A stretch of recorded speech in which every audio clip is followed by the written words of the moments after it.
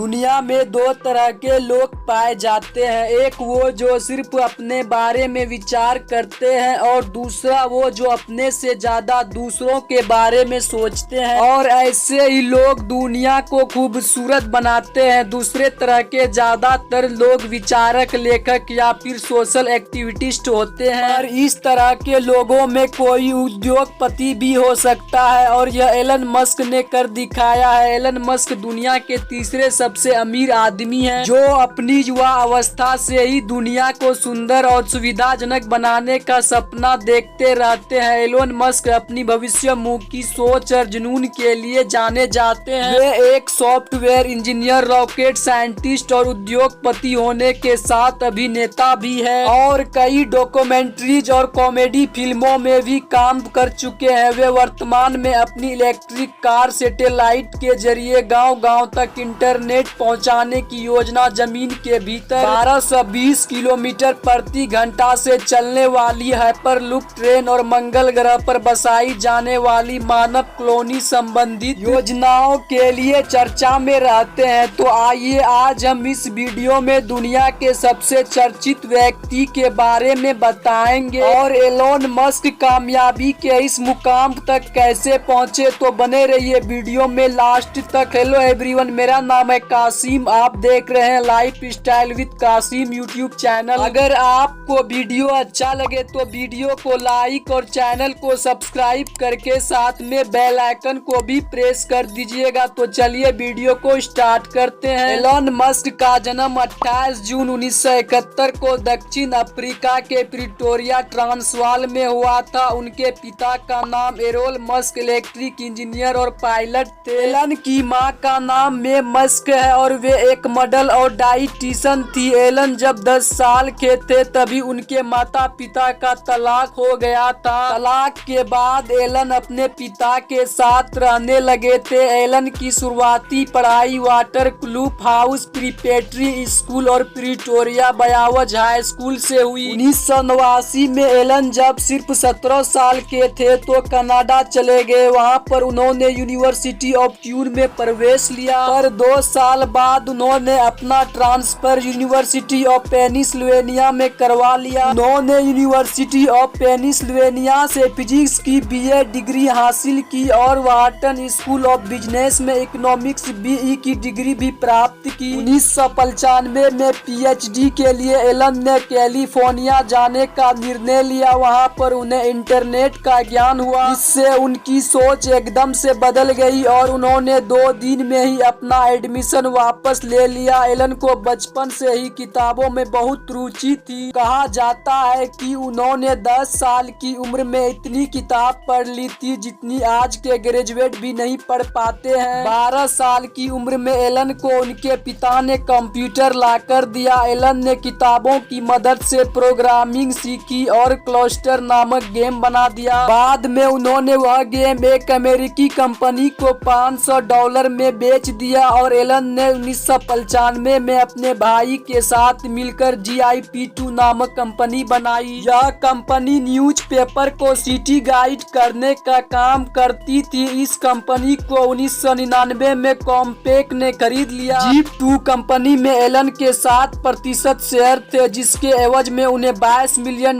प्राप्त हुए। GIP2 company से मिले पैसों से एलन ने सन 1999 में $10 मिलियन खर्च करके X.com कंपनी बनाई। यह कंपनी फाइनेंशियल सर्विस देने का काम करती थी। 1 साल बाद ही X.com का कॉन्फिनिटी नामक कंपनी में परिवर्तित हो गया। कॉन्फिनिटी मनी ट्रांसफर की सर्विस देती थी जिसका नाम बाद में पेपल कर दिया गया। विलय के बाद एलन मस्क और बोर्ड मेंबर्स के बीच एक विवाद हो गया जिससे पेपल को बेचने का निर्णय लिया गया। साल 2002 में eBay कंपनी ने पेपल को खरीद लिया। इस सौदे के बाद एलन मस्क को $165 मिलियन प्राप्त हुए थे। एलन मस्क अपनी युवा अवस्था से ही ऐसी बातों को लेकर सोचते रहे हैं जिनसे भविष्य में मानवता प्रभावित हो सकती है। इनमें से एक बिंदु या धरती पर मानव का जीवन, धरती पर मनुष्यों की बढ़ती भीड़ को मद्देनजर रखते हुए उन्होंने मंगल ग्रह पर अपना कॉलोनी बनाने का सपना देखा और साल 2002 में स्पेस की नींव रखी। इसके तहत उन्होंने ने सबसे पहले रॉकेट विज्ञान का अध्ययन किया और उपयोग हो चुके पार्ट्स की मदद से फैल्कॉन नामक रॉकेट बनाया। यह रॉकेट बेहद सस्ता है और इसकी उपयोगिता के कारण नासा भी अंतरिक्ष स्टेशन तक सामान पहुंचाने के लिए इस रॉकेट का उपयोग करती है। एलन मस्क ने साल 2004 में टेस्ला मोटर्स में $7.5 मिलियन